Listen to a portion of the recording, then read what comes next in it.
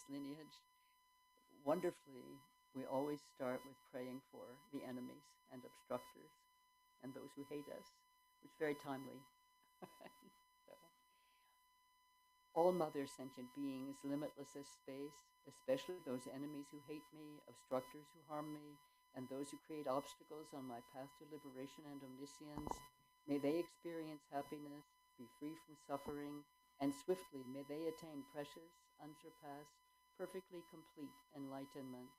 All mother sentient beings, limitless as space, especially those enemies who hate me, obstructors who harm me, and those who create obstacles on my path to liberation and omniscience, may they experience happiness, be free from suffering, and swiftly may they attain precious, unsurpassed, perfectly complete enlightenment. All mother sentient beings, limitless as space, especially those enemies who hate me, obstructors who harm me, and those who create obstacles on my path to liberation and omniscience, may they experience happiness, be free from suffering, and swiftly may they attain precious, unsurpassed, perfectly complete enlightenment. For this purpose, until I attain Buddhahood, I will apply my body, speech, and mind to virtue. Until death, I will apply my body, speech, and mind to virtue. From today until this time tomorrow, I will apply my body, speech, and mind to virtue. I take refuge in the Buddhas until I attain the essence of awakening. Likewise, I take refuge in the Dharma and in the assembly of the Bodhisattvas. Just as the Buddhas of the past gave rise to bodhichitta and progressed along the Bodhisattva's path, so shall I give rise to bodhichitta for the benefit of all beings and practice the stages of the Bodhisattva's path. I take refuge in the Buddhas until I attain the essence of awakening. Likewise, I take refuge in the Dharma and in the assembly of the Bodhisattvas. Just as the Buddhas of the past gave rise to bodhichitta and progressed along the Bodhisattva's path, so shall I give rise to bodhichitta for the benefit of all beings and practice the stages of the Bodhisattva's path. I take refuge in the Buddhas until I attain the essence of awakening. Likewise, I take refuge in the Dharma and in the assembly of the Bodhisattvas. Just as the Buddhas of the past gave rise to bodhichitta and progressed along the Bodhisattva's path, so shall I give rise to bodhichitta for the benefit of all beings and practice the stages of the Bodhisattva's path. May all mother sentient beings, limitless as space, have happiness and the causes of happiness. May they be free from suffering and the causes of suffering. May they not be separated from the happiness that is free from sorrow. May they rest in equanimity, free from attachment and aversion. May all mother sentient beings, limitless as space, have happiness and the causes of happiness. May they be free from suffering and the causes of suffering. May they not be separated from the happiness that is free from sorrow. May they rest in equanimity, free from attachment and aversion. Manam kadanyam pe sencentam chede wadam dewe judam den parjuchi. Duknal ji judandra warjuchi. Duknal me pede wadam indra warjuchi. Nyering shagdam nidam drawe. An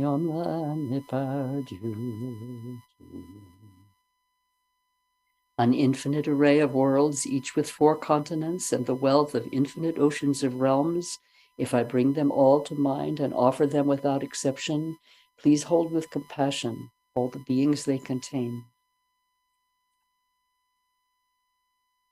My body, enjoyments, and whatever I own, my aggregates, elements, and sense sources, my aspirations now and in times to come, as well as everything I grasp as mine.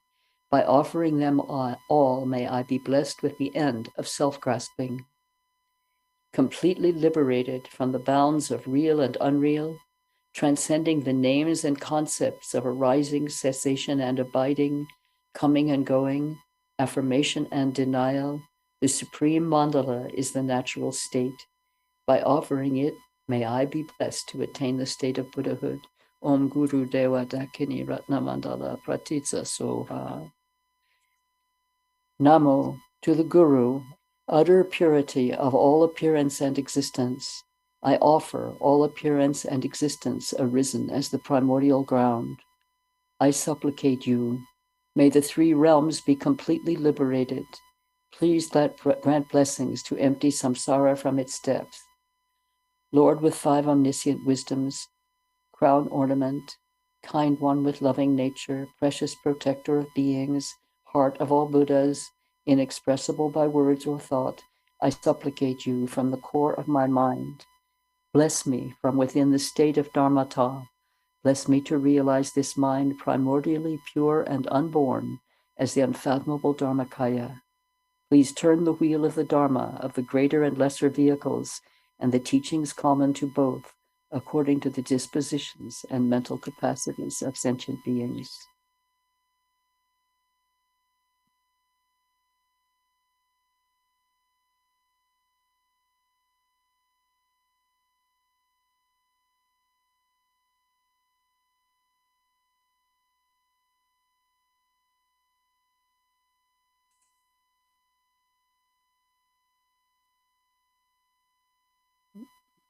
That prayer, that's the part of the prayer that says, bless me to realize this mind, primordially pure and unborn as the unfathomable Dharmakaya, is really what we're practicing today, what we're studying and practicing today.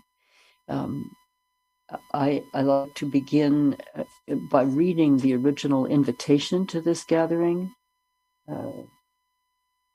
and remind us all of why we're here today.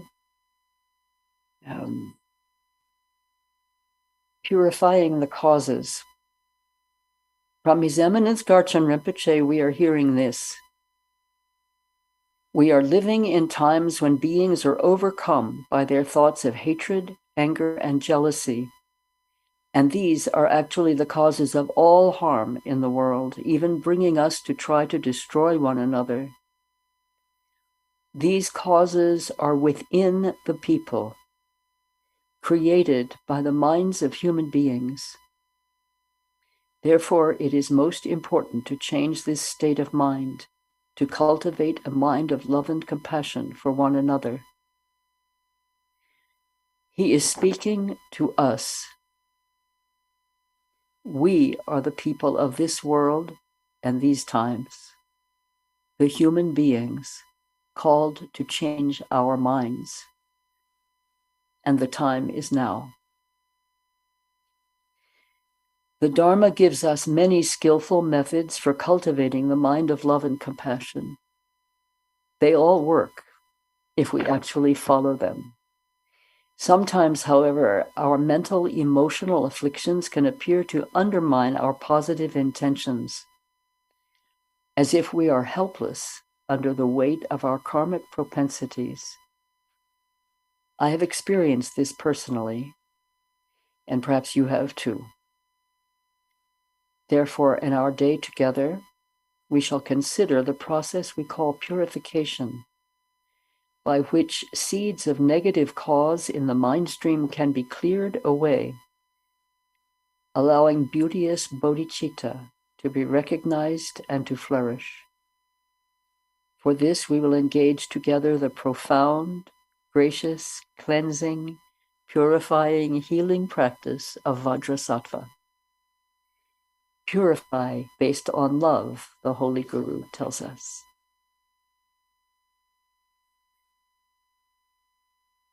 All very well, but we don't fully understand what purification means, I think. At least, certainly I did not for many years. So that's what I want to start by talking about. But first I'm going to mention the five wisdom deities, the five wisdom Buddhas that we have as representations of our own enlightenment qualities and visualizations of our own qualities in sublime beings. And we have them also as reminders that these wisdom qualities are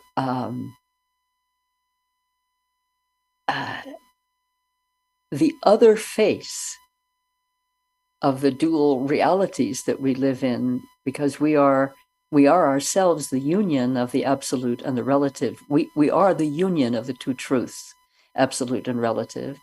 So we are the union of primordial purity and samsaric confusion and delusion. We're the union of those. So in every moment here, as we are living in this existence, we can say that we're the perfection of that union. We're practitioners, so we have aspirations to purify and to really recognize the true nature of reality and to attain the state of Buddhahood that allows us to become liberators of beings.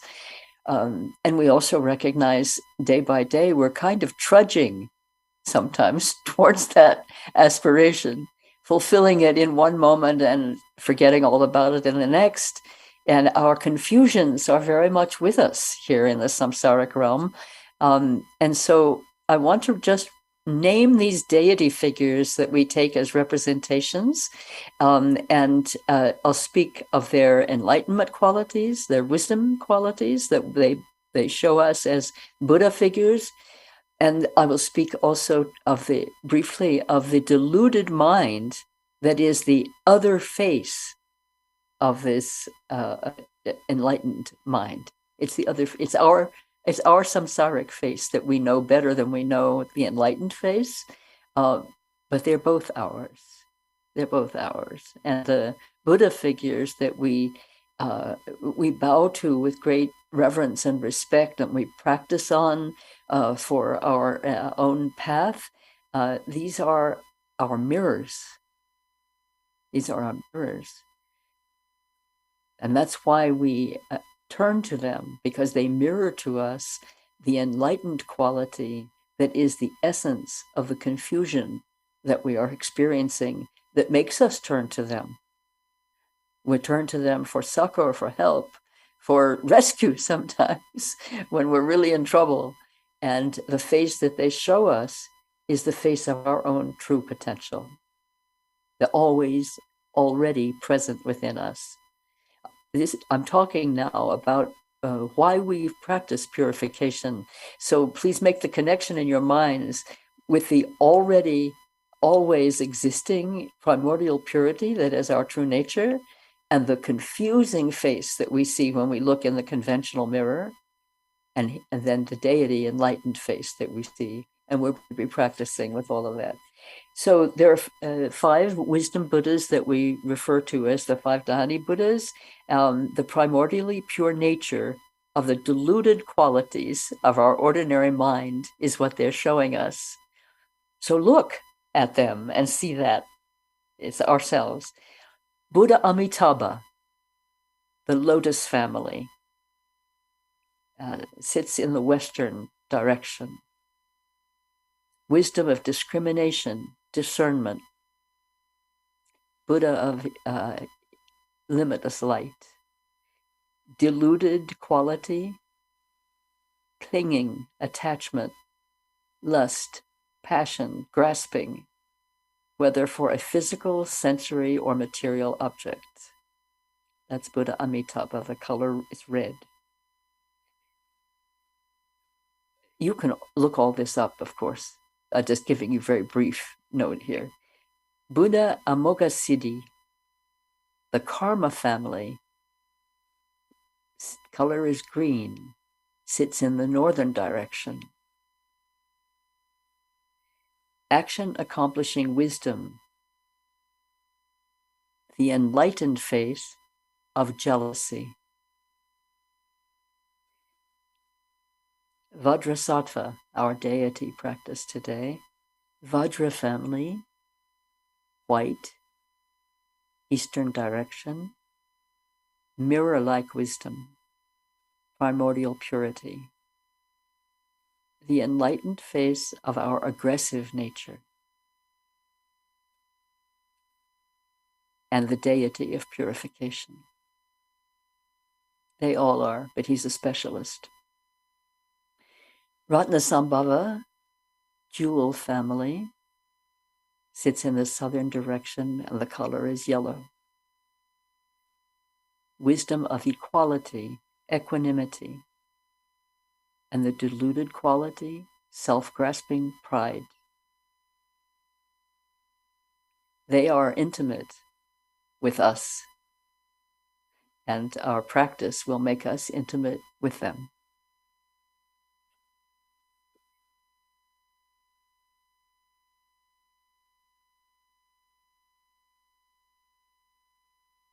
So,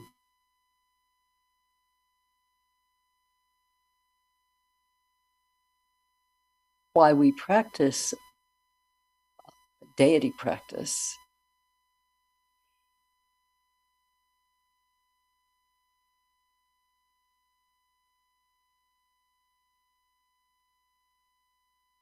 I can say this now, but I wouldn't have been able to say it at the beginning for me on this path. I'm sure it was said to me, but I didn't understand what it meant until I had practiced for many years, specifically with this practice that we'll be doing today.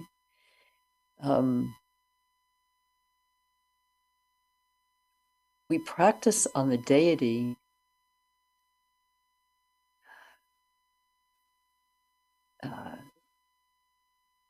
to reveal the primordial purity,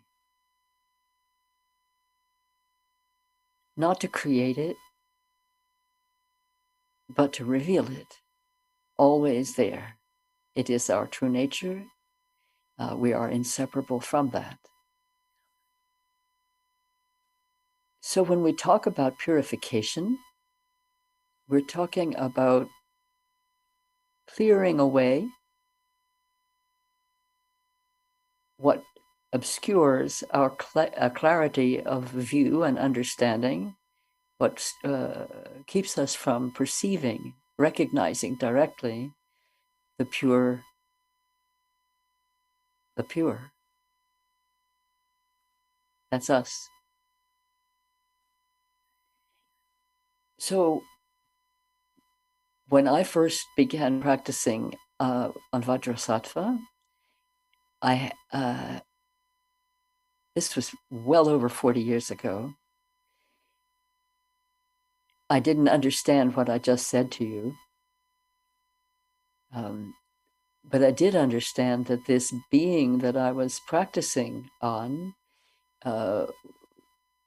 was going to help me overcome the tendencies toward deluded jealousy and aggression and grasping. I didn't even have those names for those things at the time. I don't know if there are any people here today who are really beginning on this path, or for whom this is meaningful to speak of the long ago time as just a beginner in practice. But it seems to me important that we remind ourselves of that if we've actually already moved beyond that state of just slightly desperately seeking help, knowing that one has high aspiration to become a loving person, or even a good person, simply a good person, says that we think we're not.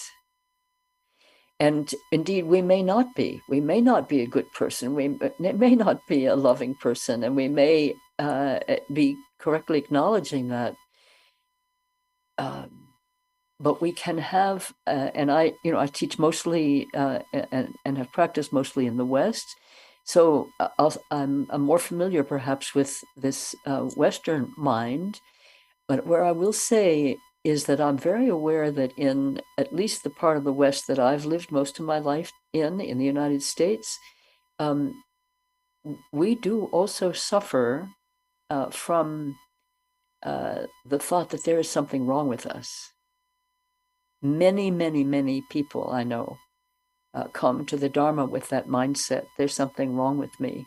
I need to get a makeover, or I need to somehow be fixed. Yes. Well, it is true. We are taught that the Dharma is the medicine, and the Lama is the doctor, and we are the sick patient. So there is that way of understanding that there is something that needs the kind of profound help and inspiration and good medicine that the Dharma provides. So that is accurate. But it's not accurate that there's something wrong with us. We have wrong ideas, we have wrong ways of acting. They're sometimes called sins or harmful behavior or non-virtue, but there is not intrinsically something wrong with any of us, no matter how bad it looks. And it can look plenty bad. You know, if we look in the mirror or if we look outside at the world, there's not anything intrinsically wrong with us. We are the essence of everything good in our true nature. We are the primordial purity. We are the infinite love in our true nature. That's intrinsic. And purification practices and aspirations are for that which obscures our recognition of the true nature to be swept away, cleansed, swept away, so that we see it. We see what's true, because we're operating in a world of confusion and delusion. We're feeling our way. We base our experiences and our understandings of them on sensory experience primarily. We're in the sensory world. And yet we also have longing. We have spiritual longing, or we wouldn't be sitting here together. Yes? So the longing that we have, the spiritual longing for something better than what we're experiencing, or something that we think might be truer or more more in the direction, at least, of these 5 Dhyani Buddhas who sit in the directions and offer us the vision of the wisdom nature. That longing is a form of knowing. It's not longing for something we're separate from. It's longing for that which is inherently who we are and what we are. It's what we know profoundly, but perhaps inchoately, perhaps blindly, mutely, not really being able to have a name for what we're longing for. But we're longing for what is. We're longing to be in relationship with what is authentic, what is true, what is unchanging, what is unmoving. We live in a world of death and destruction, and birth and confusion. And yet, all those are experiences of the relative reality realm. And when we get caught up in them, thinking this is what is real, and my confusion and delusions are what is real, we are diverging from what is actually true, and our longing then takes the form of more food, substance, a passionate relationship, a better job, a more beautiful body, greater mobility, lots of money. Our longing then attaches to the things of this world, but the origin of the spiritual longing is in the knowing of what is actually our true nature. We are inseparable from it, so we can't separate from it. And its vibration, its tone is all. I'm using words that have to do with material reality in a sense, but the best I can do, I think, right here. The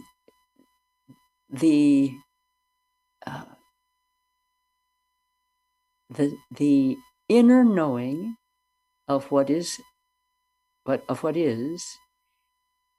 it's like the when you go to a concert and the orchestra master sounds the note to tune up the orchestra, and all of the instruments, all the instruments that have strings, they all start to sound to that tone. we're like that. The tone of truth, the tone of love, and I mean limitless love, not personal love, those tones are within us because they are our true nature. And so that sets up a vibratory resonance in our entire field, inner and outer, that we are never apart from. We're never separate from it. We can't turn it off. We can't turn it up, we think, but we can tune up. That's partly what we mean when we say, I want to be attunement, right? So here we are in this perplexing circumstance of thinking something wrong, and yet somebody is saying to me, no, the only thing that's wrong is you don't see what's right. Well, is that helpful? Maybe not too helpful. How do I get there? How do I work with that? So that's why we practice. That's why we seek out teachings. That's why we listen to them. That's why we hear them at many different levels. You can receive the same teaching every day of your life, and you'll still hear it at different levels or in different ways, different tones, depending on your situation internally and externally at that moment.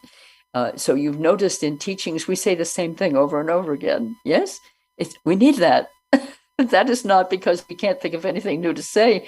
It's also because there is nothing new to say, but we need that repetition. We need to hear that tone over and over again. And every time the tone of truth sounds, falsehood falls away.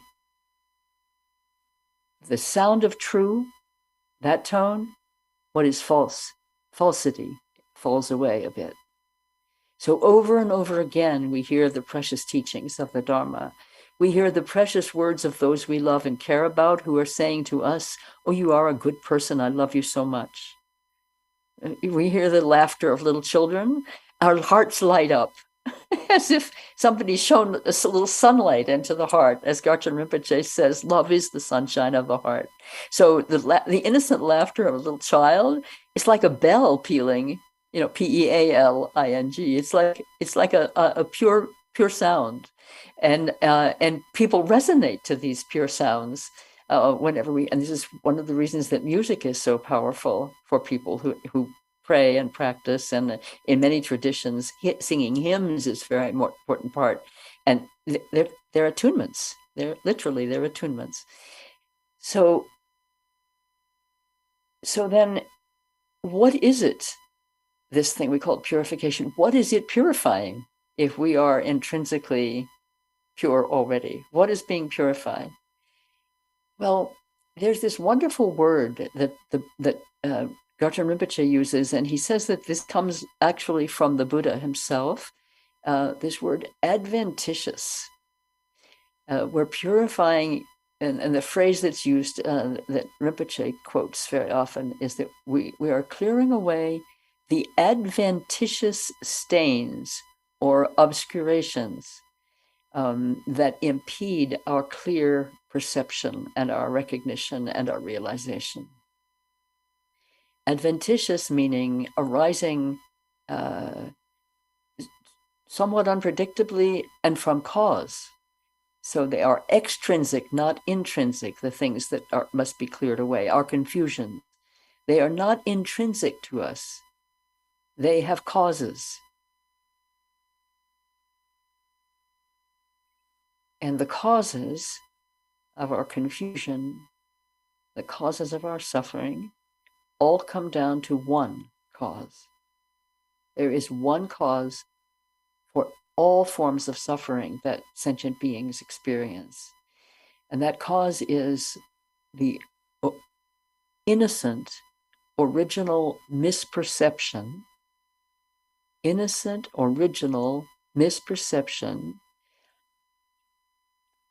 of self-other.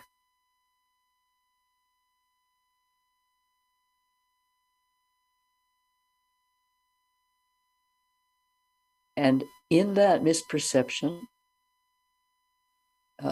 arises a clinging to what is experienced or perceived as a self-existing entity, us, I, me, mine. And there can be hardly registering, but so slight or very extreme, a an apprehension of a slight aversion to what is perceived as other.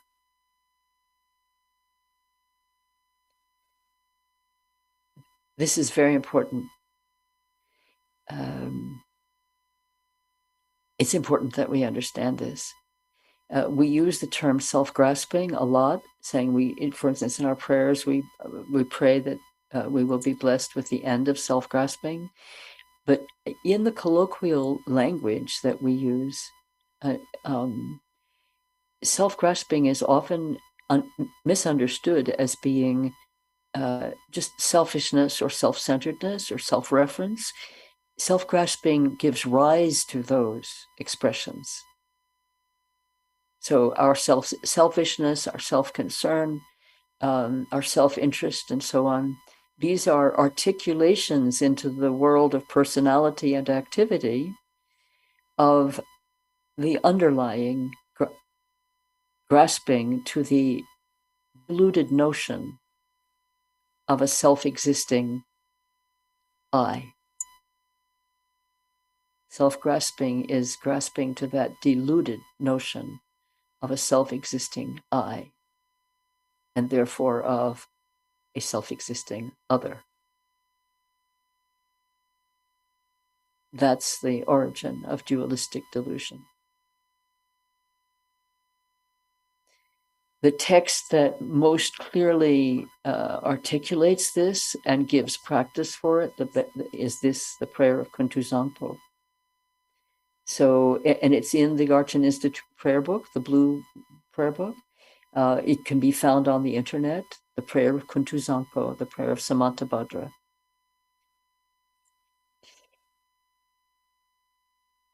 But this is the fundamental teaching throughout all of our studies and practice, and the fundamental understanding that one penetrates when one sees directly the true nature of, we speak of the nature of mind, it's the nature of everything. My root Lama, Dudjom Rinpoche, said that at one point, that why do we speak about the nature of mind? It's the true nature of absolutely everything, including this cup, the hand that's holding it, the ring that's on the finger, the sound that's coming out of the mouth. It's the true nature of everything. What is that true nature? Vast, indescribable voidness, open, luminous, empty, neither center nor circumference, neither ground nor substance, unborn, undying, unchanging and unmoving. That's our true nature, the true nature of everything.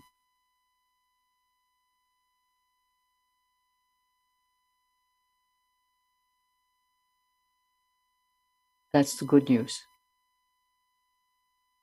Now, the other part, the not so good news, but it is actually even the best news, because it gives us a way to work with our minds to open them to what I have just described. And this is something, it has taken me so long to even begin to perceive some light of understanding with. We use the term emptiness to point to what I've just described. We could just as well say pregnancy. You know, it's sublime emptiness. We could say sublime pregnancy. It's empty of intrinsic existence, and it's filled with all potential. All potential lies in emptiness. If what appears to us as solid were not in fact empty in essence, it could never change. if this juniper tree outside my window were not empty in essence and of the nature of space, the branches could not be moving like this as they are. So we could say, oh, this is so difficult to understand, but it isn't if you look at nature. That's where I began to have some glimmering of understanding, where I would sit, looked out on a grove of birch trees, you know, the beautiful gleaming white trunks and branches and the parchment paper that happens when the bark comes off. It's like parchment paper. And I began to ask, to be given the capacity to see the empty nature of this beautiful tree. The empty nature of this, it was impenetrable to my conventional mind. So the birch trees and I, for some years, had this dance of, I think, no. It was very entertaining. But now I'm going to say what I was going to say much later, but I'll say it now. Well, first of all, I wanted to make a note. We have a chat function here on the Zoom. I would ask you please not to use it while we're in session. It's a distraction. So please don't use the chat unless you have a technical issue to address with Saul, our technician. Thank you very much for that. So,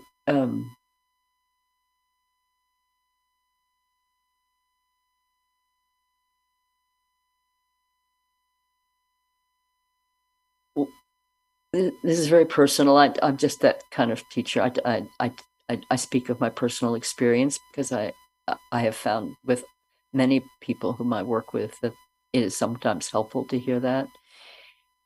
So I mentioned that I think I mentioned that I experienced a lot of aggression in my character, and I turned to the Dharma with all my heart and stepped fully in and began the practice that we call nundra, which actually means to go, meaning to go forward. And we call them the preliminary practices on this path because they are said to set the foundation, the necessary foundation for all the more advanced practices. But it's also accurate to say that the preliminary practices that we call nundra they contain the whole Dharma.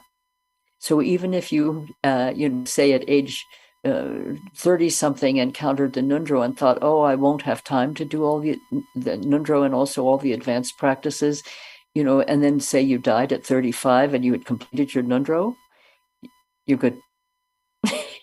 You're good. See, they contain the essence of all the Dharma practices.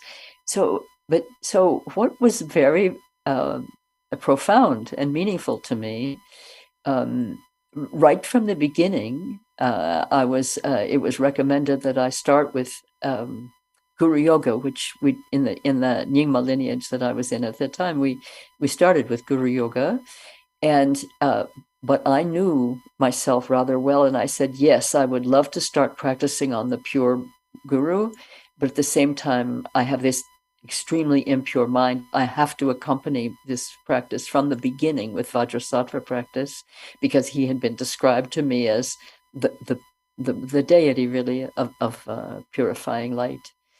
So from the beginning, I was practicing on Vajrasattva. And Vajrasattva practice, I've actually never really said this to anybody before, so welcome, however many there are of you. You're my intimate confiders here. It was the practice, it was in the practice and through the practice of Guru Yoga, the blessings of the Lama were able to penetrate my rather tough hide, and in and through the practice of Vajrasattva, that I was able to perceive directly what I was asking the birch trees to show me. the true nature of mind, empty and open like space, neither center nor circumference, and so on. And also, Vajrasattva practice was described to me at one very meaningful point. My root lama, as I mentioned, was His Holiness Dudjom Rinpoche. And at the time of Dudjom Rinpoche's death in 1987, we were all enjoined to practice intensively on Vajrasattva. And I asked why this was. I didn't know what the reason was. And I was told by the Lama, whom I was studying with at that time, that the practice of Vajrasattva clears away very swiftly what obscures us from recognizing our one mind with the Guru. So at the time of the death of the Guru, practicing Vajrasattva brought our mind stream into the mind stream of the Guru. So that's something that I invite you just to remember. I think this is not true only of Vajrasattva practice. The deities all have the same nature. They all have the same holy love for us. They are all our objects of refuge and devotion. But as I said, Vajrasattva is a specialist, and the other deities also have their areas of specialization for helping us. So, as the obscurations of mind, which really, let's be honest about what obscurations of mind mean. They mean our grasping, clinging, avaricious nature and behaviors. They mean our temper, our rage, our hatred, even our resentment that seems so mild. It's in the same basket with anger, hatred. Our jealousies that divide, that keep us from seeing our own potential because we're so fixated on the potential of others and its realization and how unpleasant it is for us to see that. And fear and a predilection for harm doing of any kind, and habits that are overwhelming to our good intentions, as I spoke about in my invitation for the day. So it's the stuff that we would rather not have a clear sight of, but practice gives us a clear sight of, and then we recognize a profound gratitude that practice existed and that we had the benefit of it, that gave us a picture of this mind of delusions and fixations. That's where we start to have the intention of purification, not asking just to be purified, praying to the deity, please purify me, etc. Very valid, very important form of prayer and supplication. But when we are actually courageous enough or desperate enough that we see our own mind as it is, not in the divine wisdom mind, but in its diluted state, that's when we can start to actually have an aspiration, an intention to do the work of purification ourselves. Because the causes of our suffering and confusion, we are setting those causes in our own mind streams. They're not put there by anything else except our own actions of body, speech, and mind, and of which mind is the most important, most significant. So to recognize cause and effect, this is we're talking about karma now. I've just moved us to karma because it is our karmic seeds of negativity or wrongdoing or harmful action or confusion or mistaken judgments. Not always are we trying to cause harm. Sometimes we are, but not always. But each of those actions of body, speech, or mind sets into the continuum of our mind stream a cause that will mature into its essential result unless it is purified before.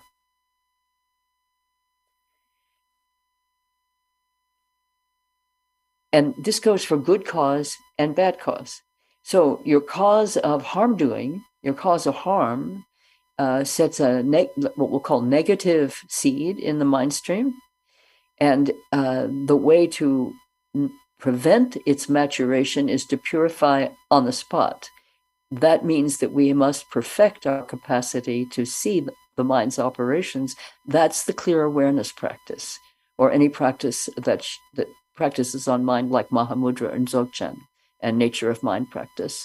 And I call it clear awareness practice.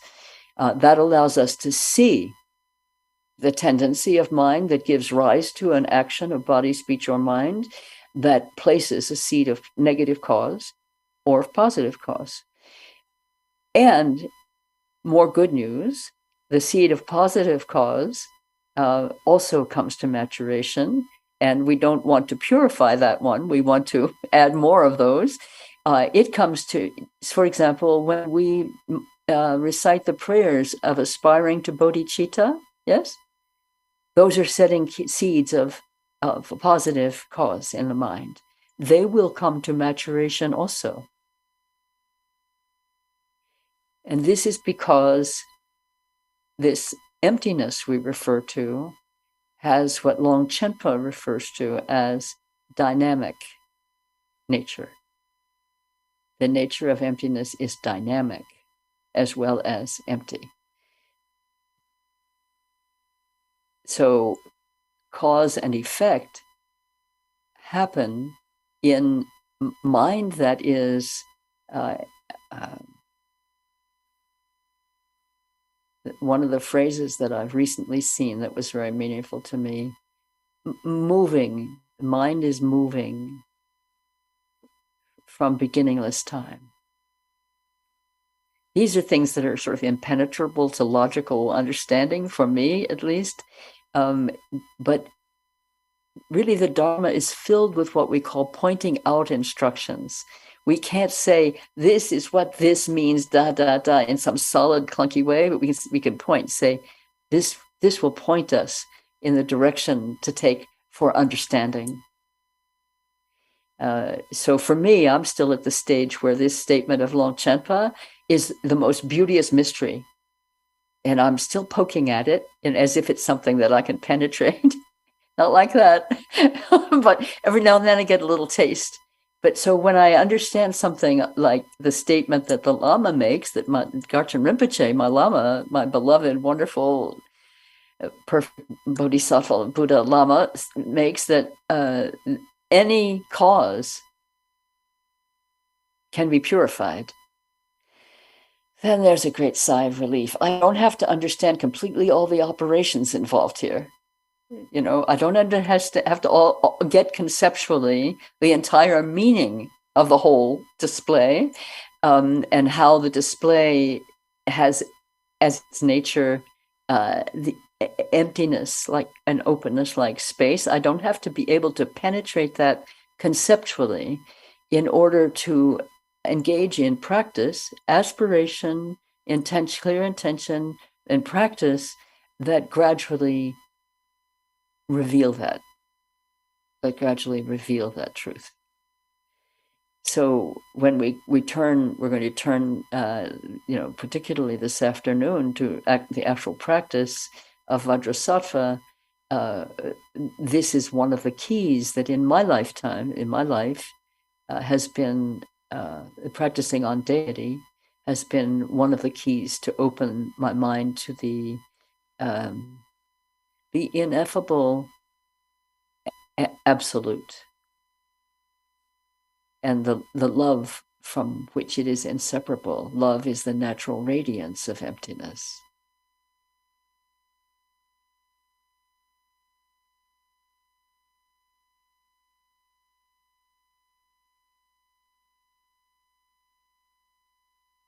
I love saying that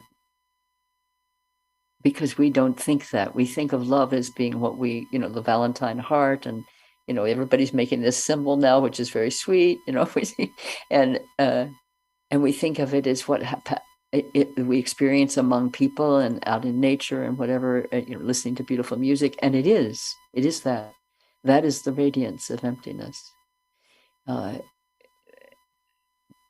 The absolute, unconditional, limitless love that we refer to as ultimate bodhichitta has its beauteous, world-changing expressions in our actions of body, speech, and mind with our fellow creatures here in the samsaric realm. It's the same love. It's a reflection of the ultimate.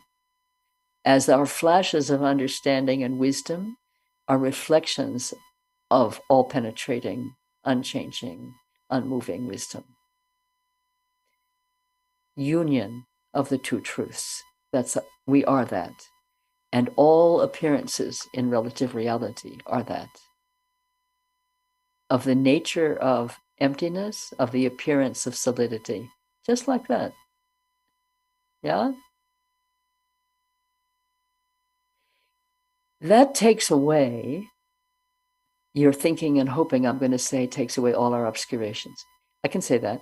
But what I was going to say was, that takes away all our excuses.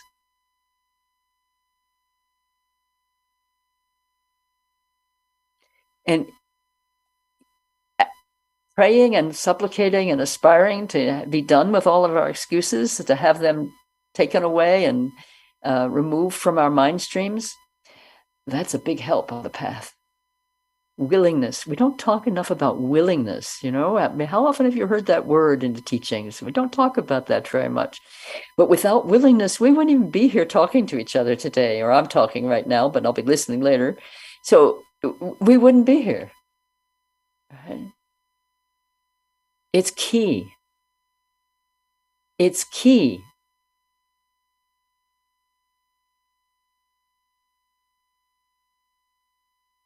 So anytime you're in a situation of self-doubt and want to criticize yourself, check your willingness. Are you willing to mean what you say you aspire to?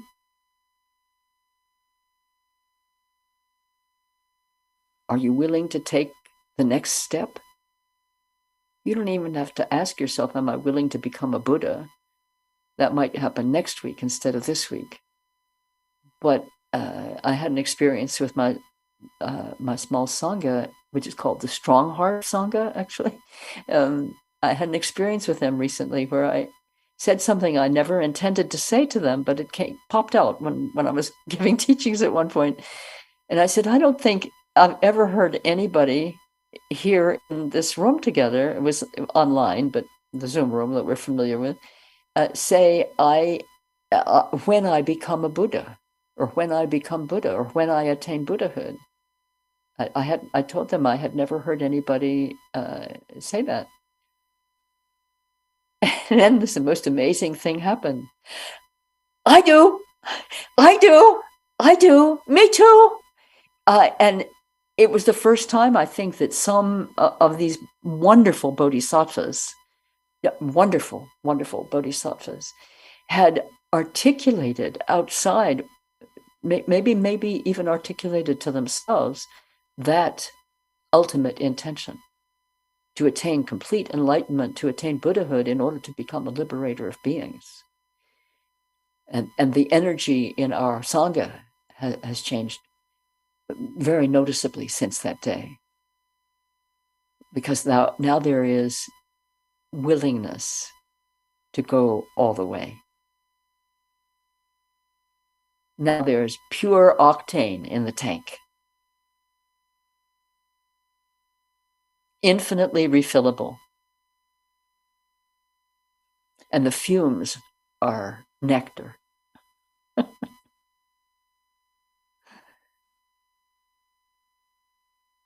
I see I'm almost at the end of hour number 1, and I'm going to just take I have lots of notes here. I I do that before I come to sit with you, and then I don't look at them again, but I'm going to glance quickly to see if there's any one single thing I must say before we end the first session, because I want to try to keep us on track in terms of time. So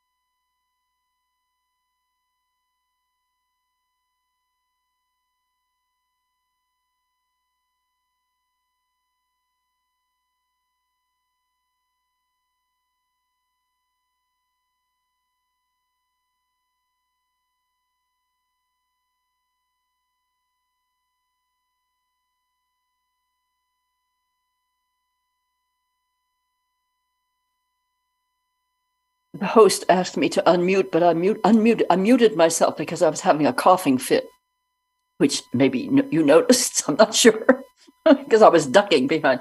So the one thing I want to mention before we close, in a very important sense, all karmic cause is self-purifying in this sense, that the cause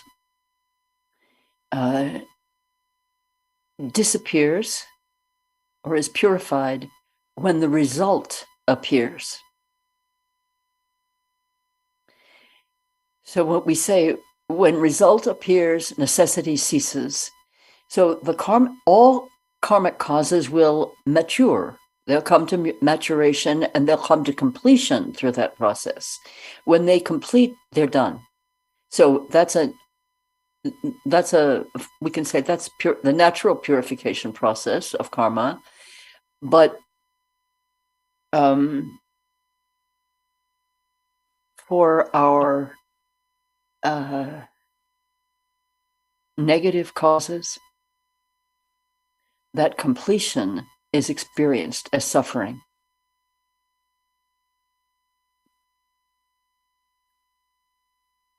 So when negative cause comes to fruition in our mind stream and in the experiences and appearances of our lives, that is the completion of that cause, that specific cause, and the experience will have, according to the way karma plays out, there are 4 major ways. I'm not going to go into that. I'm not an expert on that, but I can recommend some readings on that for you. We'll experience it in a number of different ways. They all will have the nature of suffering. Even when the cause of grasping attachment, it, for example, would be purified by or completed by an experience of getting what you are attached to, getting what you want, the apple will have a worm in it. You know, you got what you wanted, now it's not as good as you thought it was going to be. You're going to get a different one.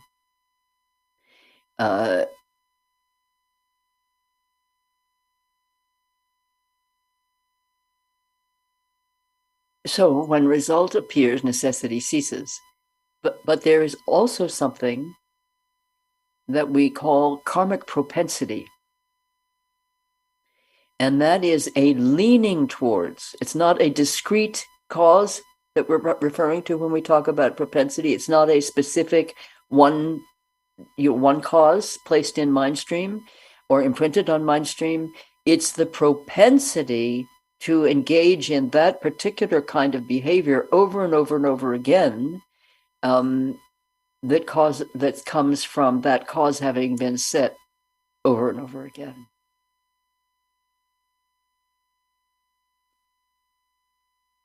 And the karmic propensity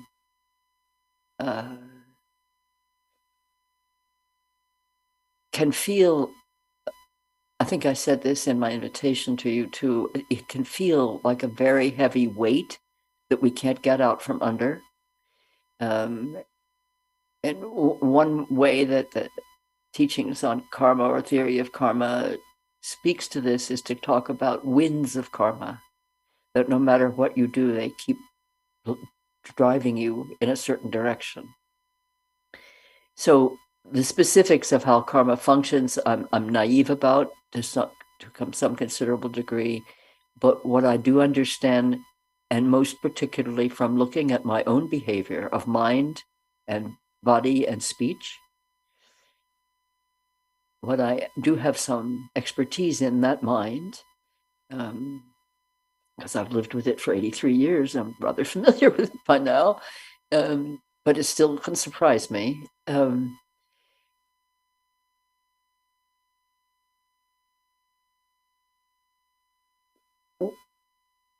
I have profound and very ardent faith in what my Lama teaches, Garchen Rinpoche. It's not blind faith. I test. I check.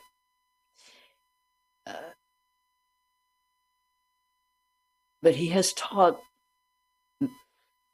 that one of the hardest things for us to accept, which is illness of body or mind or emotions, chronic, acute, mild, or dire, we tend to react negatively to having illness. We think there's something wrong with us, right? We have illness, we think, oh, there's something wrong, I don't feel good.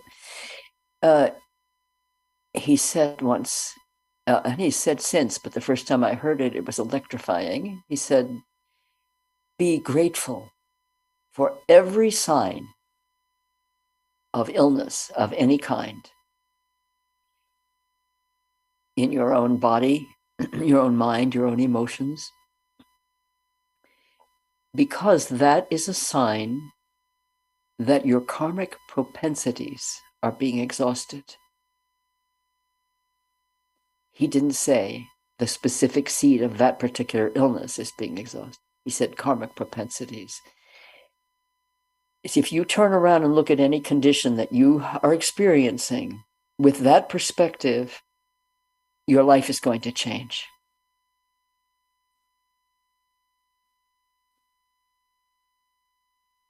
Literally, your life will change. What month are we in now? We're in we're 1st of April, right? So since September, I've been sick nonstop with one thing after another. Nothing dire, but just down, up and down, up and down. And I've never had an experience like this before. But I'm aging, and so there's a door open at the other end here, right? And I have the feeling that this is a wonderful teaching from my Lama, that I'm not going to ask him about it because I'm happy with the way I'm thinking about it. It's really working for me. But I'm thinking this is some of the cleansing, the clearing for me before I leave. Yes. And it's maybe speeding up. I don't know that my leave taking is speeding up, but I'm good with clearing before I leave. I'm good with that.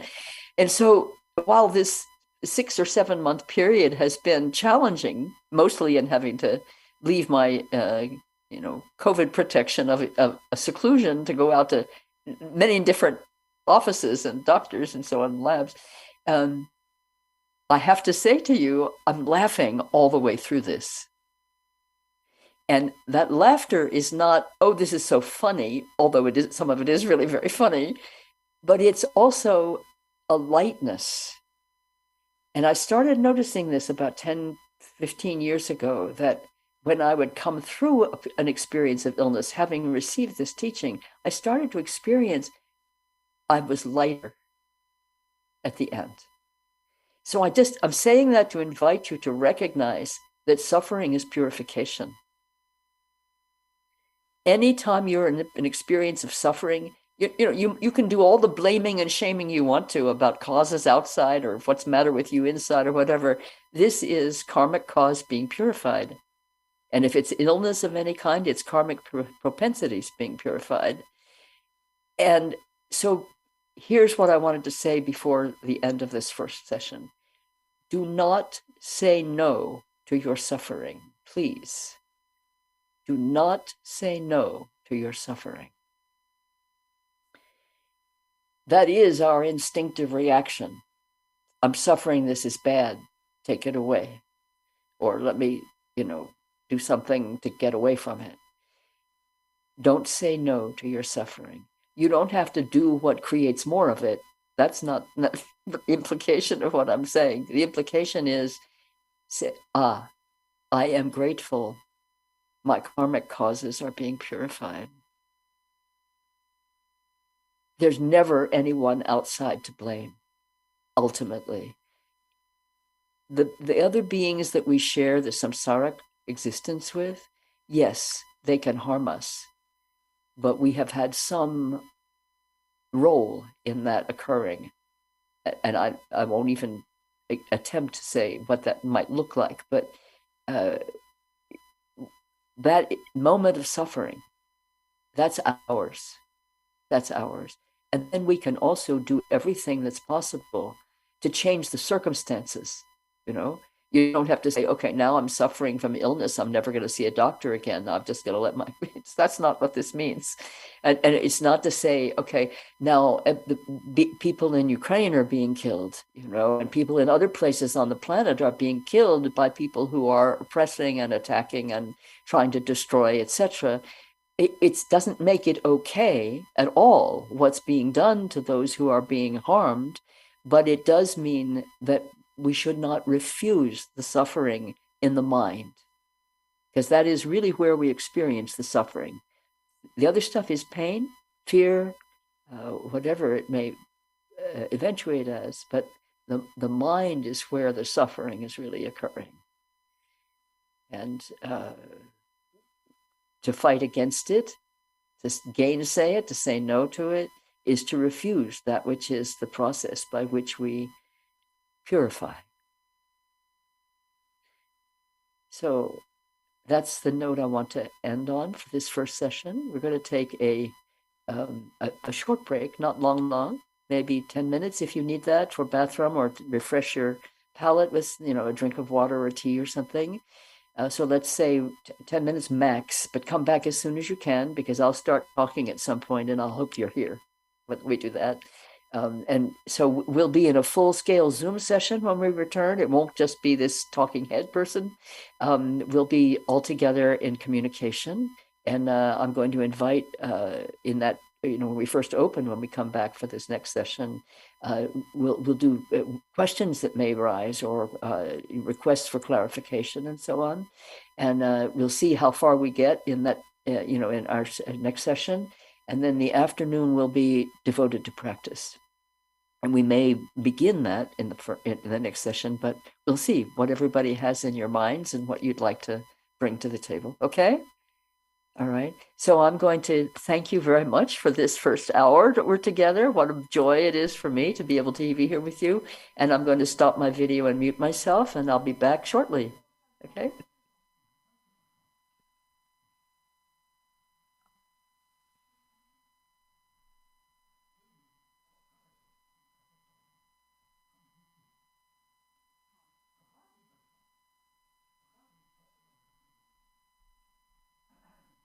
Om Benzer Sato Samaya Manu Palaya Benzer Sato Tino Pa Titandro Me Bava Suda Kayo Me Bava Supo Chayo Me Bava Anurato Me Bava Sarva Sede Me Drayeta Sarva karma sujame titan hirayam guru ha ha ha ho bangave sarva tatang katam benzer mame menza benzer bhava maha samaya sadho Om benzer sato samaya manu palaya benzer sato tino pa ti chandro me bhava Sudha kayo me bhava, supo chayo me bhava, anurato me bhava, sarva siddhe me drayeta, sarva karma sutta me citam hirayam kuro. Aha ho bangave, sarva tatang katam benzer mame menza benzer bhava maha samaya sadho Om benzer sato samaya manu palaya benzer sato tino pa ti chandro me bhava Sudha kayo me bhava, supo chayo me bhava, anurato me bhava, sarva siddhe me drayeta, sarva karma sutta me citam hirayam kuro. Aha ho bangave, sarva tatang katam benzer mame menza benzer bhava maha samaya sadho Om benzer sato samaya manu palaya benzer sato tino pa ti chandro me bhava Sudha kayo me bhava, supo chayo me bhava, anurato me bhava, sarva siddhe me drayeta, sarva karma sutta me citam hirayam kuro. Aha ho bangave, sarva tatang katam benzer mame menza benzer bhava maha samaya sadho Om benzer sato samaya manu palaya benzer sato tino pa ti chandro me bhava Sudha kayo me bhava, supo chayo me bhava, anurato me bhava, sarva siddhe me drayeta, sarva karma sutta me citam hirayam kuro.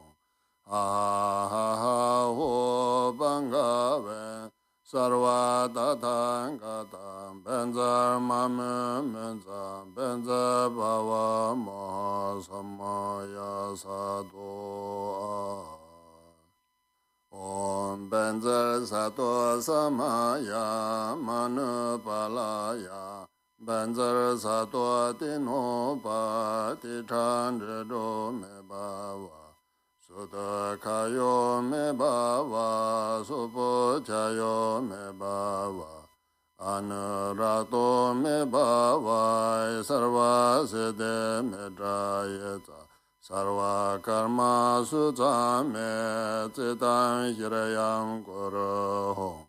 Aha ho bangave, sarva tatang katam benzer mame menza benzer bhava maha samaya sadho Om benzer sato samaya manu palaya benzer sato tino pa ti chandro me bhava Sudha kayo me bhava, supo chayo me bhava, anurato me bhava, sarva siddhe me drayeta, sarva karma sutta me citam hirayam kuro.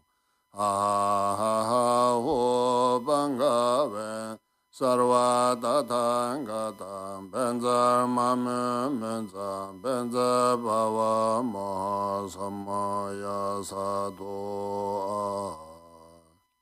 Om benza sato samaya manupalaya benza sato tino pa tichandro me bhava Sutta kayo me bhava, supo chayo me bhava, anurato me bhava, sarva siddhe me drayeta, sarva karma sutta me citam hirayam kuroho, ha ho bangave, sarva tatangata benza mame menza benza bhava maha samaya sato Om benza sato samaya manupalaya benza sato tino pa tichandro me bhava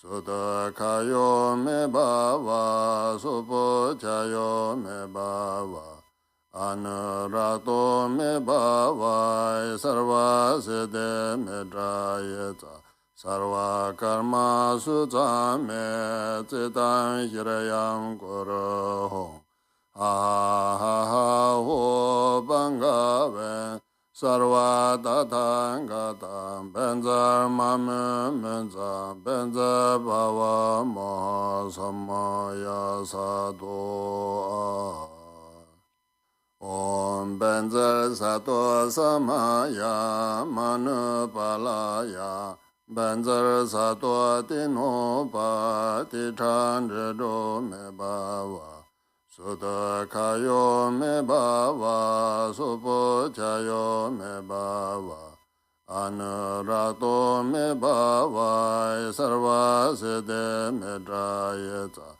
sarva karma sutta me citam hirayam kuroho, ha ho bangave, sarva tatangata benza mame menza benza bhava maha samaya sato Om benza sato samaya manupalaya benza sato tino pa tichandro me bhava Sutta kayo me bhava, supo chayo me bhava, anurato me bhava, sarva siddhe me drayeta, sarva karma sutta me citam hirayam kuroho, ha ho bangave, sarva tatangata benza mame menza benza bhava maha samaya sato Om benza sato samaya manupalaya benza sato tino pa tichandro me bhava Sutta kayo me bhava, supo chayo me bhava, anurato me bhava, sarva siddhe me drayeta, sarva karma sutta me citam hirayam kuroho, ha ho bangave, sarva tatangata benza mame menza benza bhava maha samaya sato Om benza sato samaya manupalaya benza sato tino pa tichandro me bhava Sutta kayo me bhava, supo chayo me bhava, anurato me bhava, sarva siddhe me drayeta, sarva karma sutta me citam hirayam kuroho, ha ho bangave, sarva tatangata benza mame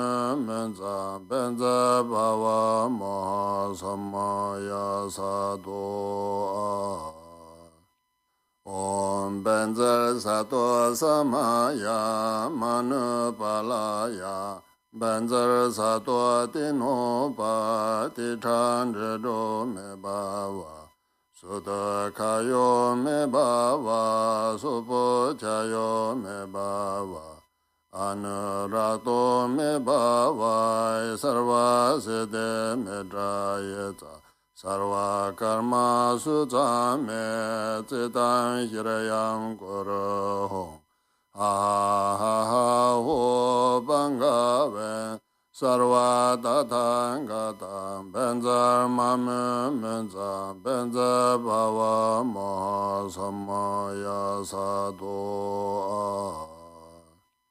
Om Benza Sato Samaya Manupalaya Benza Sato Tinopa Tichandro Me Bhava Sutta Kayo Me Bhava Supo Chayo Me Bhava Anurato Me Bhava Sarva Siddhe Me Drayeta Sarva Karma Sutta.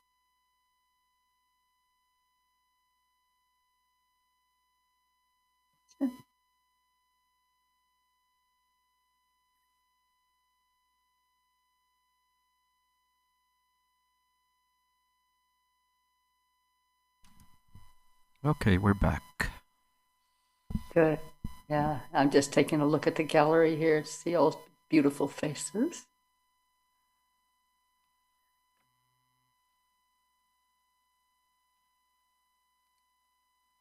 I'm seeing just wonderful friends whom I've met, wonderful friends whom I've not met, and some whom I haven't seen in decades. What a joy.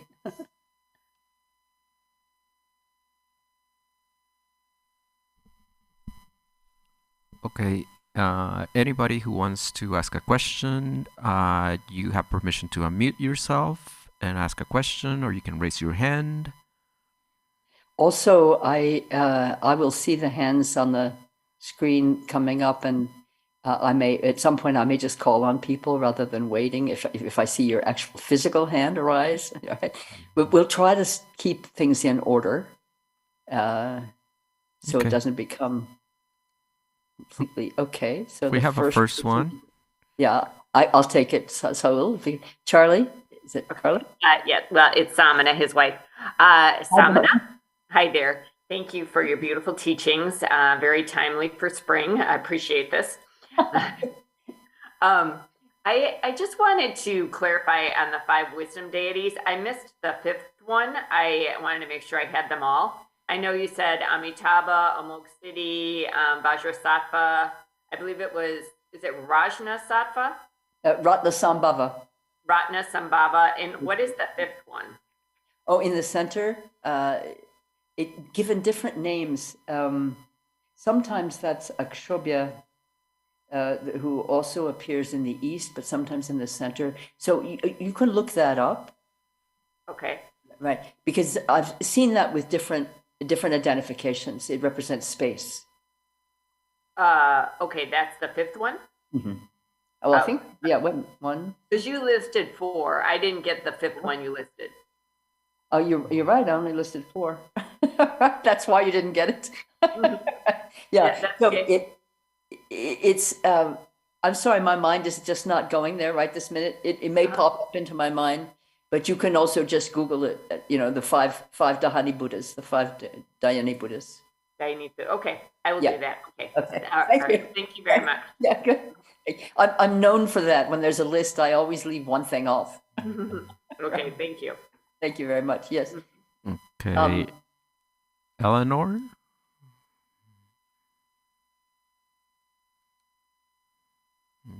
You just need to unmute yourself. I just figured that out. Okay. I want to check. I would like to check something. First of all, thank you for these wonderful teachings. I've been through the nundra, which I adored. Yes. I have a question.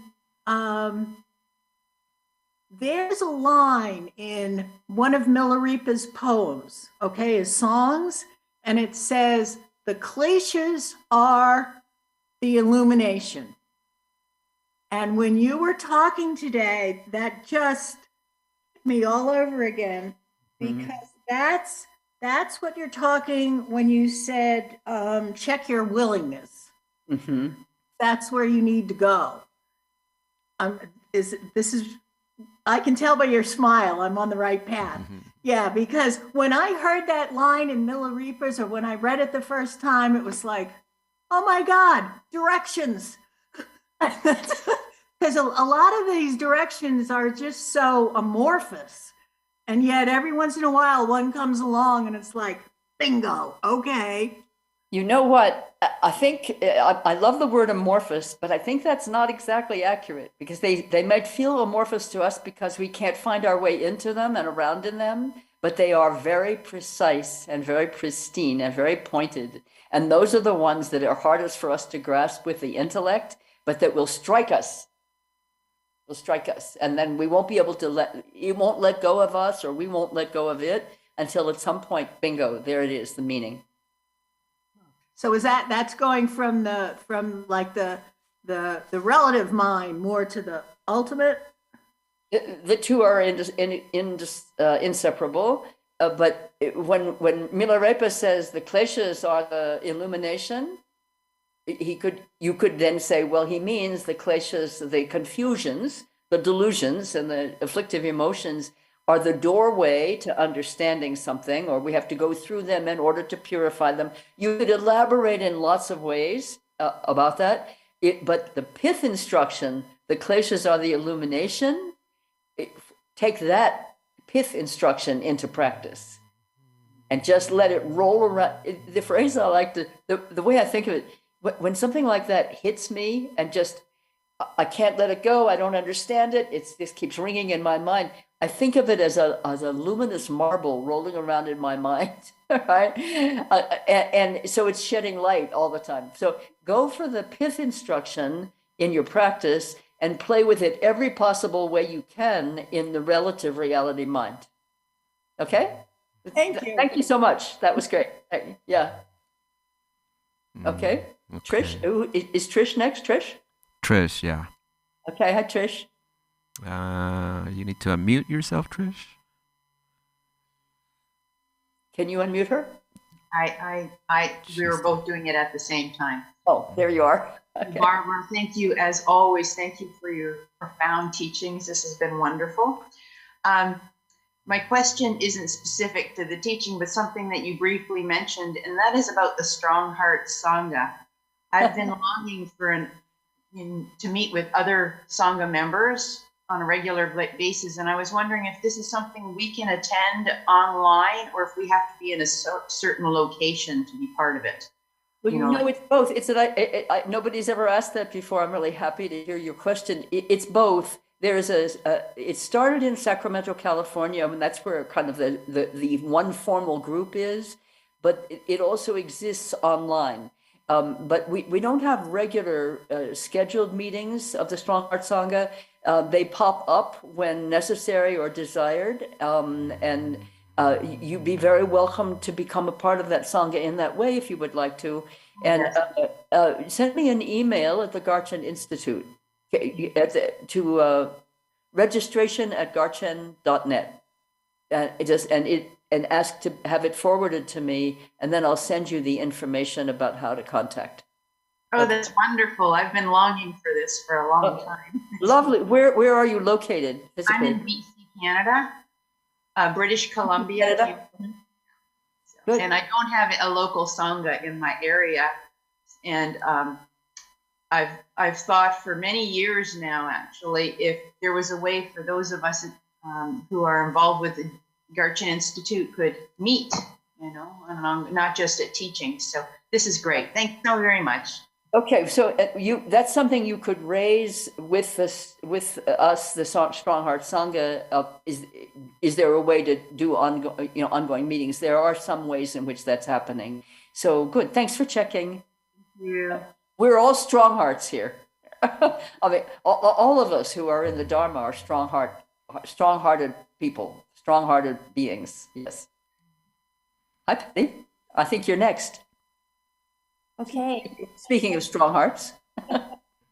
Thank you for the teachings. I have a question about karmic propensity, and specifically, how does the Vajrasattva practice address them?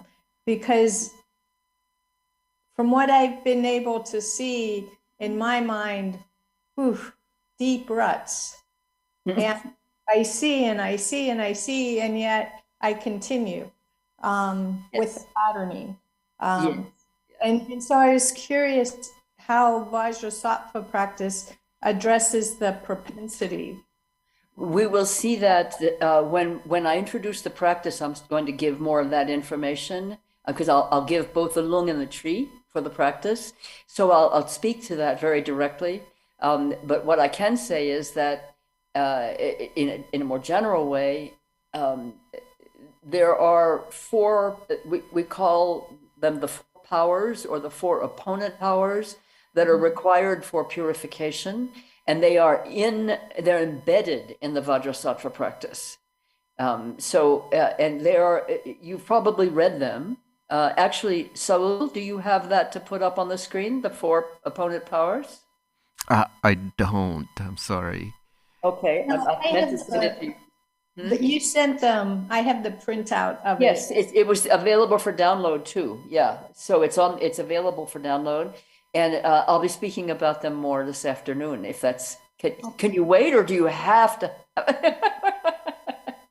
Thanks, Patty. Yeah. Next is Anilse. Hi, Anilse.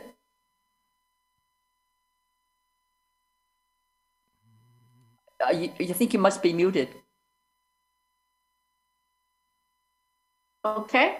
Yeah, gotcha. Good. All right. How are you? Good to see you.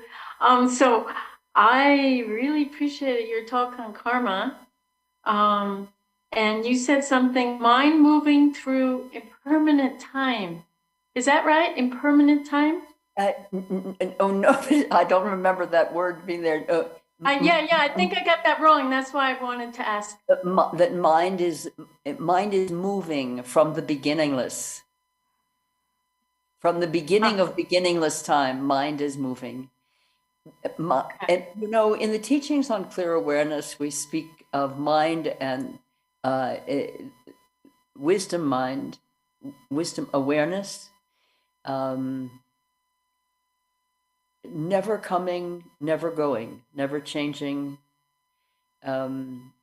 always already there. It is the true nature. And we don't even need to say of what. It is the true nature. It is. And so when we say mind is moving from beginningless time, we could be saying small m mind or capital M mind. But capital M mind, wisdom nature, is unmoving and unchanging in the sense that it doesn't alter, it doesn't come and go, but there is this dynamic nature that Longchenpa refers to. And we could say that when cause is placed before that mirror-like mind, when cause is placed in the mind stream, it will eventuate in a result, in a consequence. So play with that a little, but let me meanwhile, this book is one that I've been reading. You can see my hand lotion fingerprints all over the cover. Karma, what it is, what it isn't, why it matters, by Traleg Kyabgun. It's very specific, very instructive. I find it very helpful. Can I take a picture of that? Yep. Shall I smile next to it? Yeah, thank you. Okay, all right, that helps. Jai Jai. Okay, I'll good. let the next person go. Okay, I think it might have been Tom as the next person. Yeah. Not sure. There were several. Claire had her hand up. Claire. Some people. Claire. Huh? Yeah. Claire, you just need to unmute yourself. There we go. Thank you, Lopon, for this wonderful teachings today. I have not done nundra, and so I'm wondering, can we still practice Vajrasattva outside the context, and it's still beneficial? Okay. Oh, yes, Okay. Definitely. Please do. Okay, that's all I wanted to know. Yeah. Don't hesitate. Start now. You're going to start this afternoon, actually. It's great. Thank you. Thank you. So who's next? Tom. Hi, Tom. Hi, Barbara. Great to be with you and everyone here. I have a question about, or some need for clarification about your statement that when result appears, necessity is terminated. Necessity ceases. When Ceases. necessity ceases, yeah. And can you say something about what result are you talking about? Yes, I can. Okay, because this necessity to me is tied into intention, but I don't know how in your framework you look at the quality of result. So this is one of those pith teachings that can just roll around in the mind, but I'm also going to speak to it. Good. All right.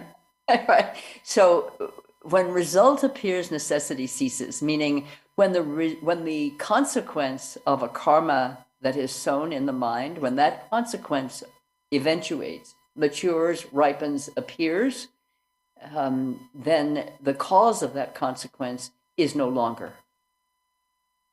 When the apricot tree produces the apricot, the seed of the apricot that produced the tree is no longer in existence. So the cause, the single karmic cause, let's look at that as a seed that's laid down probably over and over again, but let's say it's a single seed of cause that's laid down in the ground of the mind stream. And when that cause eventually, as it will, matures, ripens, and produces its karmic result, the result is the purification of the cause. In other words, when the result appears, it means that the cause is no longer.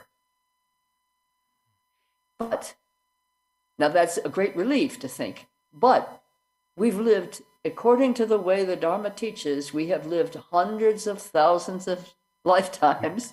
So you can be very sure that you didn't set that cause one time. So I had a friend, a wonderful friend years ago, and there's somebody in the room who will know who this is, Sunfeather. So I gave her Vajrasattva practice. She asked for it. And so she went and did it. She came back, she said, I did it, it worked. I said, great, now keep on. And she said, why would I have to do it again? It worked. She experienced this amazing purification experience. And so she came back and said, I don't need to do it anymore. But so I had to point out to her, this is not your first lifetime, dearest, right? Possibly that has been happening before in your mind. So I think she went back and did it a few more times at least, right? So does that clarify for you? Yes, Okay. Thank you very much, Barbara. It's a really good question. I'm really glad you asked it. Because these pith instructions, they're so pithy that we can read into them lots of things, but their meaning is contained in the nugget. And when we water the nugget with the attention and the curiosity and the desire to understand, the nugget will reveal its goodness. But verbal explanations are also good. So thanks, Tom. Yeah. You're welcome.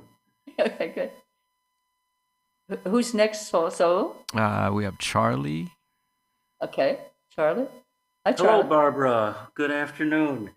One thing you said was Garchen Rinpoche said that we should be grateful for all of our illnesses, and it's because it's bringing karmic propensities are being exhausted. But I'm wondering if once that's exhausted, do we need to keep being ill? I mean, You won't be. If there's no cause for you to have illness, you won't have it. Okay.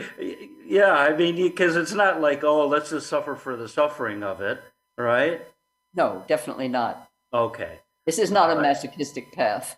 Yeah, yeah. No, because I mean, I've been reading some numbers of books on how to heal and how to have a healthy life and that type of thing. And it's good stuff. And a lot of it has to do with trying to find out what your karmic propensities are. And so I just wanted to make sure that once those are exhausted, we can feel healthy again. Yes, but again, probably in the mind stream, not just one seed. Okay. Right? So,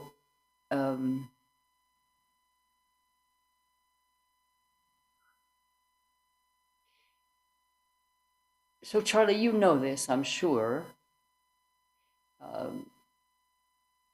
There's birth, old age, sickness, and death. Right? So illness is one of the four great streams. Yeah. Right? Of suffering for sentient beings. And recently, I made dedication at the beginning of our session to Sangha members who had recently died, and I remember really learning in a very concrete way, a very specific way, with some force during the time that they were approaching death. People ask, well, what's the cause? What are the illnesses? What's happening? And I remember saying something that I've heard, but I had never registered it in that register before. That register of really thunk. This is a truth that is really beneficial to know. So it would include everything that we call suffering, because suffering is often a pathway. I mean, everything that we call illness, which is often a pathway towards death. But that the actual cause of death is birth.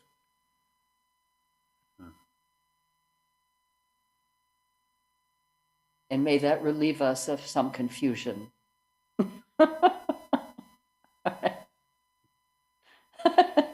Yeah, I love the expression on your face, Charlie. We wouldn't die if we were never born, right? It's just kind of what you say. Yeah. Yeah, that's good. That's why in the Tibetan tradition, it is so rich in very clear, very precise instructions for between death and rebirth. Okay.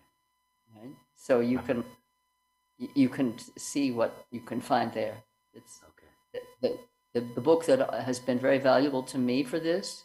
I was at one point dying, in the process of dying. I knew that I was going through something. I didn't realize it was quite that, appointed, but it was. And I had this book in my hand called the Tibetan Book of the Dead. The translation by Chogyam Trungpa and Francesca Fremantle. And I didn't know this until I read it, but this is a treasure text of Guru Padmasambhava, Guru Rinpoche. And it has, this particular translation is the only one I've actually worked with, and I've worked with it for many, many, many years, decades. I picked that book up, I started reading it, and it was as if doorways in my mind opened. It's got a terrific explanation of the 5 wisdom deities, by the way, for the person who kindly raised that question. But it also has the original luminosity in it of Padmasambhava. So it's a transmission text. And it's a map, it's a road map through the bardos between death and rebirth.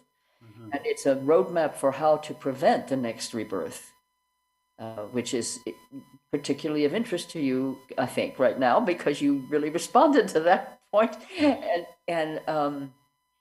But guess what? That roadmap for how to move through the period between death and rebirth is also the roadmap for how to live and move through the bardo of existence, which is what we are moving through. It's the same set of instructions. That is a life-changing recognition. Yeah. So go for it. So that was Trungpa Rinpoche? It's Trungpa, yeah. Trungpa's translation. It's Trungpa and Fremantle, Fremantle. All right, excellent. Very good. Thank you, Barbara. You will love it. You'll All love right. it. It's one of my favorite. Well, it's my first real Tibetan Buddhist text, and I still right. keep it. I keep it close. Good, thank you.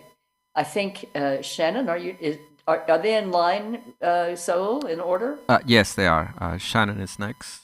If you could just unmute. Yeah. Hi, Barbara. Hi. Hi, everyone. I have kind of a practical question, so maybe you could just talk me through it a little bit. Can you hear me okay? Shannon, I want to interrupt you for a minute. There's no teaching more practical than what I just gave. Yes, it's okay. My obscuration birth. needs more clarification. In my ignorance, I need a little bit more clarification. But so I want to talk about like a specific example for. Speak a little more slowly for me. Slowly, okay. A little more slowly.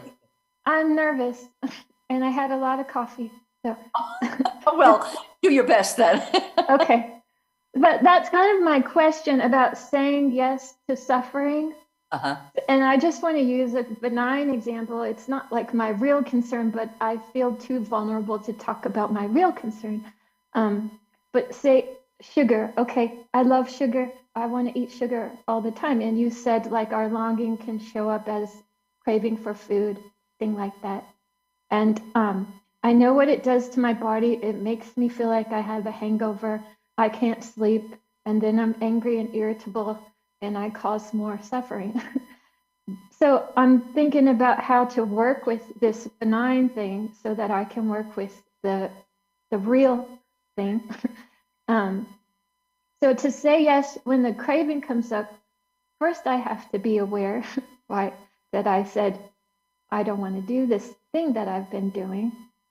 But then I get willful instead of willing, you know, and I could not do it, but I'm not doing it with a lot of resentment and this isn't fair. I want my sugar, you know. So I guess it's really working with your thoughts, but maybe just like a frame to put that in, if you could help me, and maybe that would help with other things. Well, I didn't say yes to the suffering. I said don't say no to the suffering. You're right. I wrote it the way I wanted to write it. I said, that's kind of negative. I'm gonna You can also say yes to the suffering while you're saying no to its causes. Man, you always catch me out. This is a both and moment, Shannon. Right? Yeah. Because whether you're talking about the tiny little suffering about sugar and stuff, I mean, that actually can eventuate in large confusion in your mind as well. So we don't need to call it a tiny little suffering, but if you're saying yes to the causes and you can therefore continuing to replicate them, you're saying yes to I'm going to continue suffering. And that's not the same thing as not saying no to suffering that you're currently experiencing.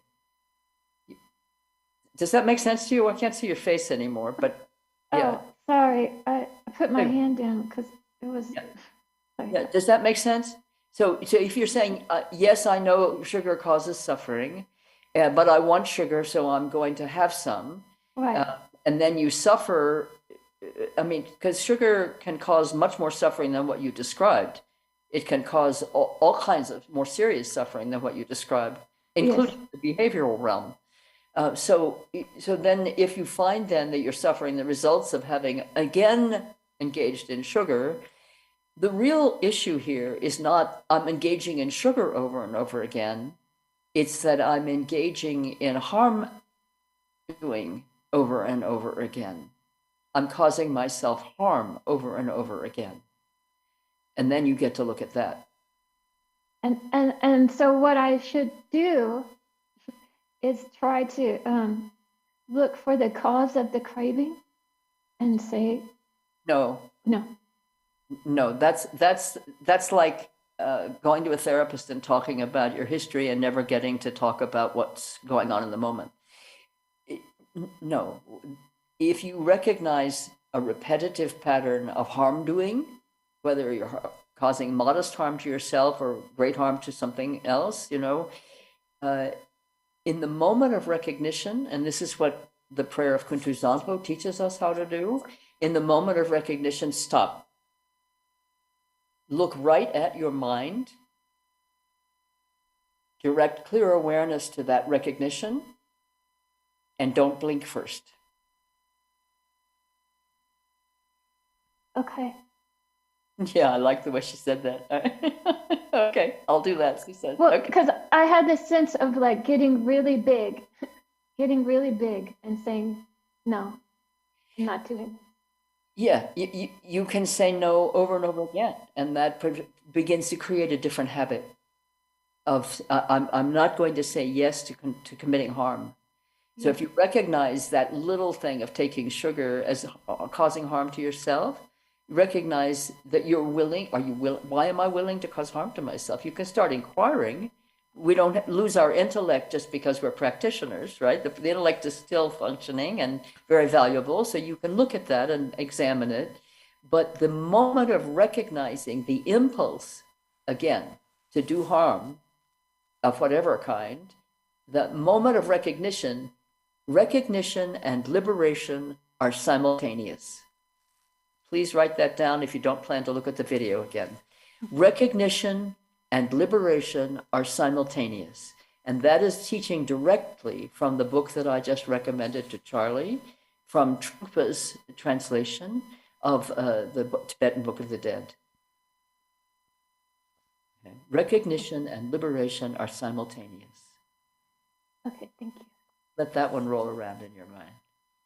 Okay? Thank you, Shannon. Okay. And then we may come back later to the other question. Your other question. Yeah. Aiden? Who's the next person? It's Nan. Nan. Hello. Hello. Thank you for the teaching. So my question is about willingness. How to have the motivation to keep going on. I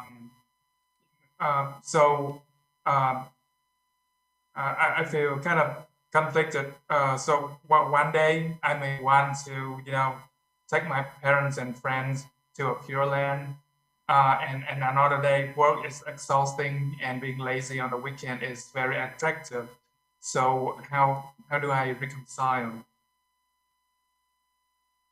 You ask yourself what's important. Having the aspiration to become a Buddha doesn't mean you can't enjoy being a human being. Right? So first of all, let's just do away with that idea that once we enter the Dharma, we're going to be monks or nuns and never, or we'll never have sugar again, or whatever it may be. Enjoyment of life is one of the things that a bodhisattva can engage in to enjoy life. But look to see where that enjoyment of life sits in relation to the aspirations that you have as a practitioner. And the aspirations that we have as practitioners find their ground in our desire and eventually our commitment, our dedication to liberating ourselves and all beings from suffering and from the causes of suffering. So when we have that understanding that that's the heart of the aspiration of the bodhisattva, then we have a different framework within which to examine the choices we make day to day. It doesn't mean you can't have a good time as a young person living your life. It means you look at that within the larger framework of a higher aspiration. Is that helpful? Oh yes. Okay. Sure. Yeah, thank you. You're so welcome. That's an excellent question. Thank you very much. Thank you. I want to go to somebody who hasn't spoken yet, so we'll move to somebody else who has their hand up. Okay, let's go with BJ. BJ?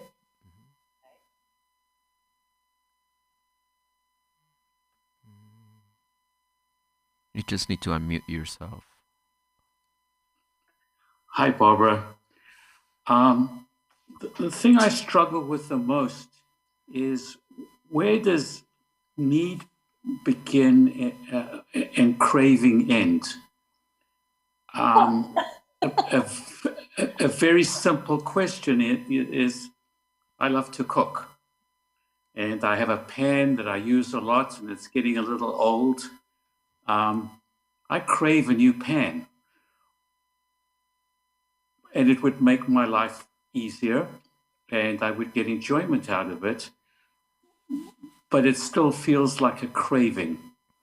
So, as we live in this world, there are things that make our lives more comfortable. Is that a craving? Is it justified? It's something I'm really struggling with now. The struggle is just in your own mind. There's nobody else who can define that for you. Okay. So when you look inside, and when you have listen, I have a pan that I love too. I mean, I sing the praises of this pan every day. And the thought of somebody coming, for example, to make a meal for me, sometimes makes me a little anxious because they won't treat my pan the way I want my pan treated. So I'm deeply sympathetic to your difficulty. But I don't desire a new pan. I only desire for this pan to stay perfect. So is that craving? Yeah, it is. I'm attached. That's attachment. Okay? So instead, if my friend comes and wants to cook a meal for me and I hand my friend this wonderful pan, say, here's the best pan, go for it. That may look like generosity or foolhardiness, depending on how attached I am actually to the pan. But the attachment is going to show in your mind. The craving is going to show in your mind, and then it'll show up in your behavior. And it'll show up in then how you feel about the object. So the story that I keep coming back to about that is one that had a big impact on me many years ago.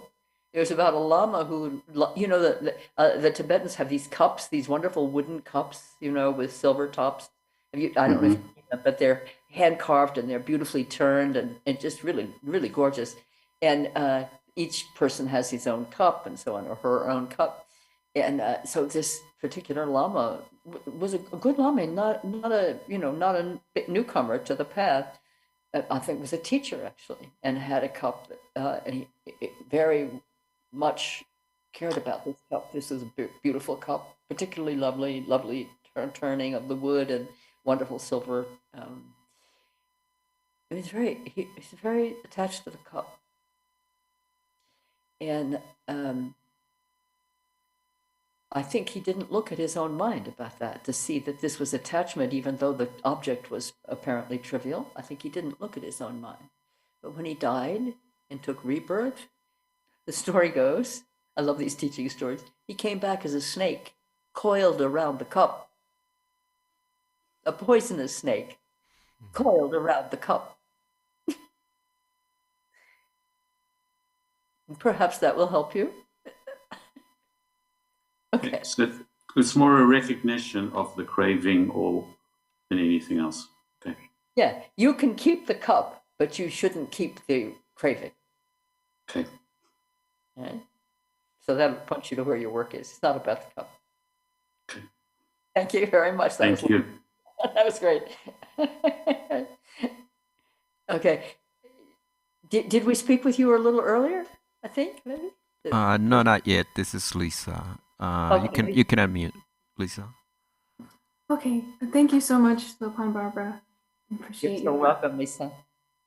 I just wanted to speak about at least my experience as a beginning practitioner, how kind of overwhelming it is to recognize all of these karmic propensities, and how my natural response is kind of you could say it's like a form of self-aggression towards the afflictions, and then that piles on a new affliction.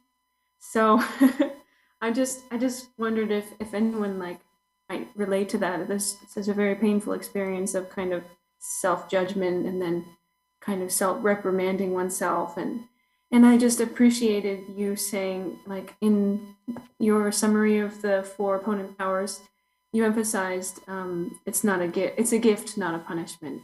Yes. being gentle. So I just really appreciated reading that. And thank you very much. I'm glad you're mentioning this. Remember, I touched at the beginning, I said something about how we're very critical. We think we're something wrong with us and so on. Yeah. If we're practicing self-hatred, that's the same thing as practicing hatred towards others. It's not different. Yeah. So it's very helpful and also very important to have some humility about the suffering, about the causes of suffering, as well as about whatever other qualities you have. This is one that you think maybe might be a negative. Have some humility about that too. First of all, you're not the only one. Second, it's a habit, probably. Third, we know what to do about that. We have the medicine for that illness. So instead of focusing on self-flagellation, we focus on taking the medicine. Yeah? Good. Thank you. That was a nice question, too. These are wonderful questions. I love hearing them. Thank you. Yeah. Okay, we have Tara. Hello, Tara. Hi, sorry, let me turn my camera on so you can see who I am. Thank you. I like seeing. Yeah, so I'm working on my nundra right now, and I'm doing accumulations of the Vajrasattva mantra. And I'm wondering, like, so what happens is I'm doing, I use my mala, and, I start going, and I feel like I get distracted easily after, 75, 100, 150 repetitions of the mantra. I start feeling like I don't have the proper concentration and the proper, mental state that I'm trying to purify us from. Is there a different way to think about that, or some way to sort of maintain my, proper mindset while I'm doing all of these repetitions because it's so many? Yes. Are you going to be here this afternoon? Okay, then we're going to be talking about those things this afternoon, okay?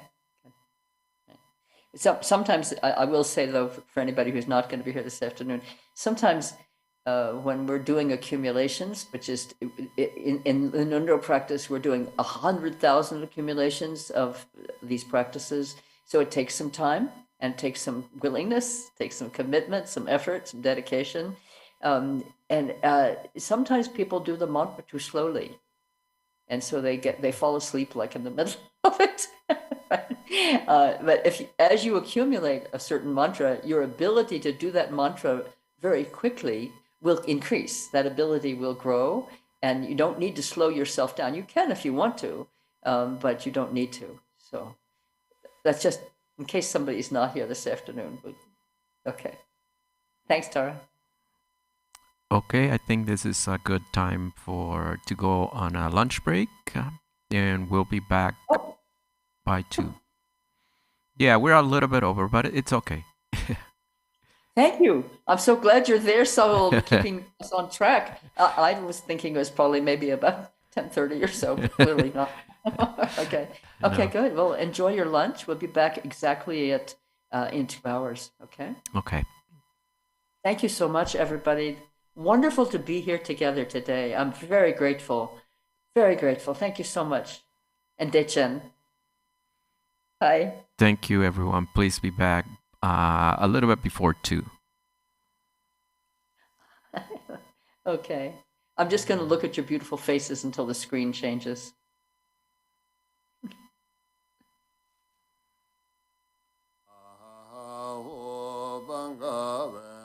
Sarva Tathagata Benza Mame Menza Benza Bhava Ma Samaya Sato